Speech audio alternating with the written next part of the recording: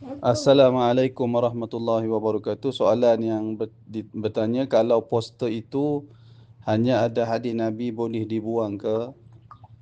Kalau poster itu ada hadis Nabi secara sempurna, qala Rasulullah sallallahu alaihi wasallam,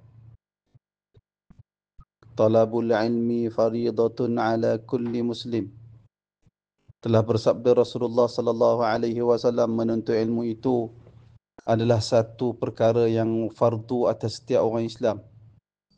Adakah kita nak kata kita boleh buang perkara itu merata saja?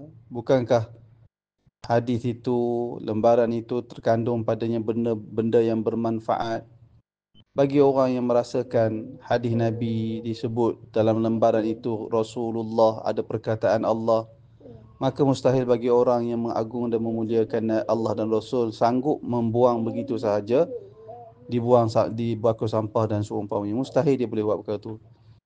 Melainkan dia akan bakar terlebih dahulu untuk dia musnahkan ungkapan-ungkapan itu, disebabkan dia tak dapat lagi menyimpan ataupun ada keperluan-keperluan tertentu. Itulah tindakan dia.